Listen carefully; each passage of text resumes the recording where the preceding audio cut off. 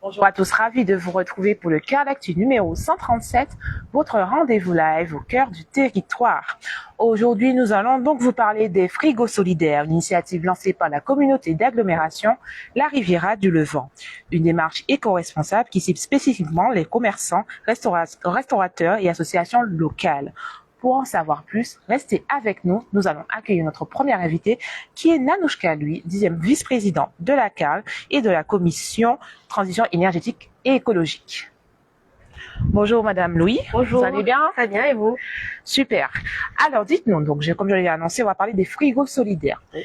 Dites-nous tout d'abord, pouvez-vous nous expliquer en quoi consiste donc le plan d'action de la CAL pour lutter contre le gaspillage alimentaire? Alors en fait, la CAL a adopté en novembre 2022 son PCAET, donc c'est le plan climat, air, énergie territoriale, qui met en place plusieurs thématiques qui visent donc à améliorer le cadre de vie, l'air, etc.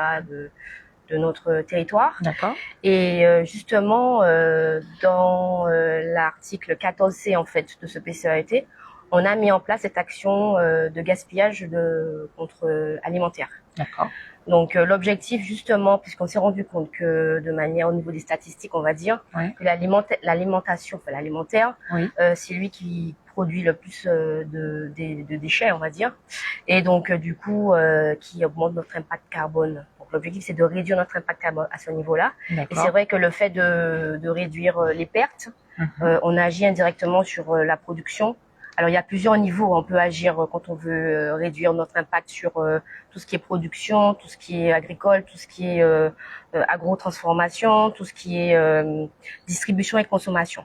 Et là, en particulier, on est plutôt sur une sensibilisation au niveau des modes de consommation. Parce qu'aujourd'hui, on se rend compte qu'il y a plus de 9000 tonnes de déchets, de nourriture qui sont gaspillées. Oui. Et à côté, vous avez à peu près 10 millions de personnes qui ne mangent pas leur faim. Donc, quand on voit ce constat-là, on se dit que il faut quand même mener des actions de sensibilisation. Et voilà. Dites-nous, quelles sont les motivations derrière l'initiative des frigos solidaires? Comment vous contribuez à réduire le gaspillage alimentaire avec cette action?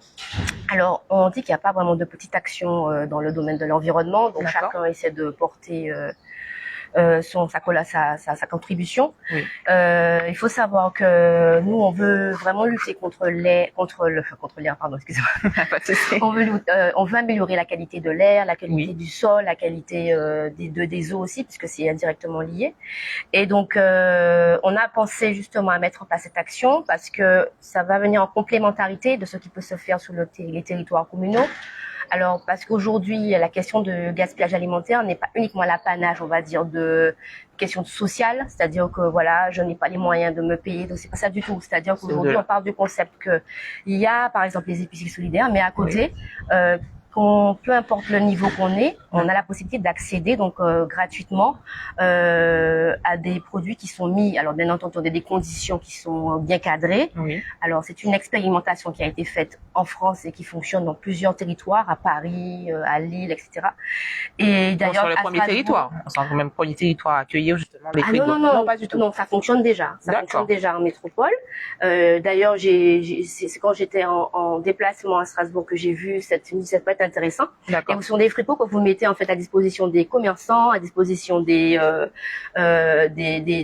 lolos. Voilà, des restaurants aussi. Et justement, ça permet de mettre donc dans ces frigos les plats qui des invendus, en tout cas qui ne sont pas périmés, toujours consommables. Voilà, toujours consommables. À côté de ça, c'est vrai que dans cette action là, on essaie d'imaginer d'autres possibilités. On a mis comme action pour lutter contre le gaspillage et aussi les déchets la mise à disposition des poules pondeuses. Donc voilà, on a aussi mis en place des composteurs. Là, on est en train de réfléchir aussi à mettre en place un réseau solidaire avec carrément les particuliers au niveau du gaspillage. Pourquoi ne pas imaginer sur des réseaux sociaux, un site internet, la possibilité à proximité de chez nous de se dire bon ben voilà, il y a quelqu'un qui a fait plus de repas que d'habitude, voilà. Mais après, c'est en réflexion. Donc bien entendu, il y a peut-être d'autres paramètres à voir, mais voilà, ce sont des questions qu'on se pose. Et en fait, justement, le dernier calaratu qu'on avait fait à ce sujet pour les frigos solitaires, on faisait un appel. Donc aujourd'hui, j'appelle encore tous les commerçants qui souhaiteraient participer à cette action, eh bien, de se rapprocher de ma collaboratrice, Madame Quimper de la CARL, pour justement participer à cette action. Très bien, je vous remercie Madame Louis pour toutes ces précisions et à bientôt. D'accord. Nous, on va poursuivre avec notre second invité et dernier invité du jour, qui est Lindsay Quimper, donc responsable de la mission transition énergétique et écologique de la CARL. Bonjour Madame Quimper, vous allez bien? Bonjour, ça va et vous? Alors, on a vu Madame Louis qui nous a présenté un petit peu le produit, donc frigo solidaire. Parlez-nous un petit peu donc des étapes pour la mise en place des frigos solidaires. Alors là, on est en gros à la première étape. Oui. On a pris contact avec l'association Frigo Solidaire qui existe déjà en métropole et actuellement, toute la démarche qu'on fait aujourd'hui, c'est essayer de trouver des partenaires qui souhaiteraient bien participer à cette démarche. Donc, ça fait partie de la deuxième étape, d'essayer de recruter, de sensibiliser, d'expliquer la démarche et de pouvoir de convaincre, de recueillir un frigo solidaire dans son commerce ou dans son association. Et ensuite, par la suite, on aura une réunion d'information un peu plus précise qui expliquera la convention qu'on mettra en place entre les partenaires, la collectivité et l'association Frigo Solidaire. Ensuite, répondre à toutes les questions, c'est-à-dire comment se gère un frigo solidaire et qui l'achète, etc. Et ensuite, lorsqu'on aura vraiment des partenaires, on mettra en place cette convention avec une inauguration et puis le suivi du frigo solidaire. En fait, on a décidé ce projet comme une expérimentation sur le territoire, comme ça n'a jamais été fait.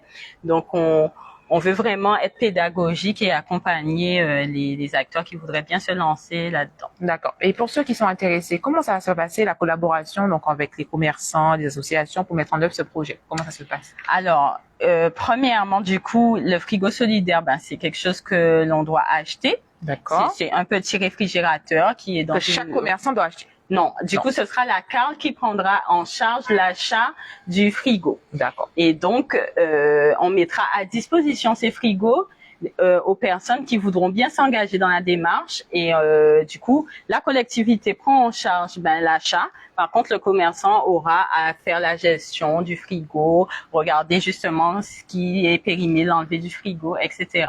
Donc, c'est vraiment une collaboration où on cherche plus des personnes qui veulent peut-être changer les habitudes, qui veulent entrer dans cette nouvelle démarche, participer à une action solidaire sur leur territoire et aussi une action innovante. D'accord. On imagine que ce sont vraiment de vrais frigos pour ceux qui connaissent pas. C'est un vrai frigo, c'est juste qu'il est vitré et puis il sera dans un patelage en bois avec les logos frigo solidaire, la CARL, et on peut imaginer d'autres logos aussi. D'accord. Ils sont en extérieur, je suppose. Voilà. Mais par contre, chaque soir, il faut les rentrer. C'est-à-dire que le commerçant doit le sortir la journée. Tout le monde peut se servir, tout le monde peut le remplir. C'est pas seulement le commerçant. Par contre, à charge du commerçant de le rentrer, de vérifier ce qu'il y a à l'intérieur chaque soir. D'accord.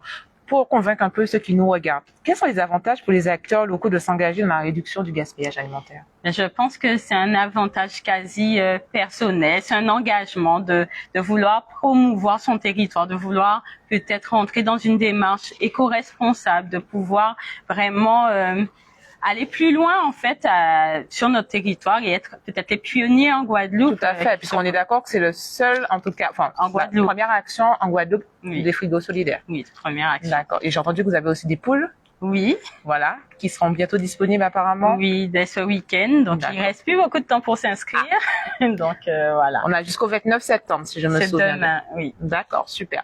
Pour ceux qui sont intéressés, comment ils font pour se rapprocher de vous? Vous avez un mail, Alors, il y a le mail qui s'appelle transitioneco@rivieradulevant.fr. Donc, vous pouvez me contacter, quelle que soit la démarche des poules, des frigos solidaires ou selon ce que la vice-présidente a dit. Si quelqu'un a aussi une idée d'application, de choses qui pourraient lutter contre le gaspillage alimentaire, on reste disponible pour les écouter et pour voir comment on peut mettre en œuvre ces actions-là. D'accord. Pas de date limite pour les frigos? On a encore un petit peu de temps. On a encore du temps. Très bien. Mais merci, Madame Quimper. Merci. On vous laisse continuer et bonne chance pour le projet. En tout cas. Merci. Nous, on va poursuivre tout de suite avec la une du jour, donc qui concerne Amazon Carnot, qui aura lieu ce dimanche 1er octobre dans le lagon de Sainte-Anne. La une apparaîtra dans quelques instants sur votre écran.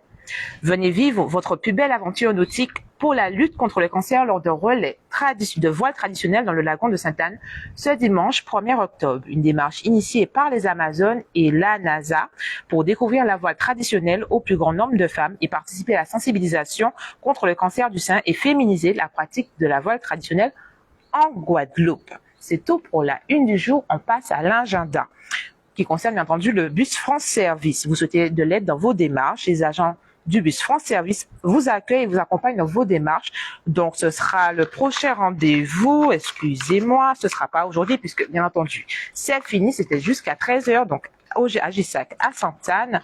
Donc, le prochain rendez-vous est donc demain, donc le 29 septembre, à Pombiré, derrière l'église. Et comme vous voulez bien l'entendre, vous pouvez adopter des poules avec la Carle. Donc, on vous donne rendez-vous. On vous dit de vous inscrire jusqu'au vendredi 29 septembre pour adopter votre poule et lutter contre le gaspillage alimentaire.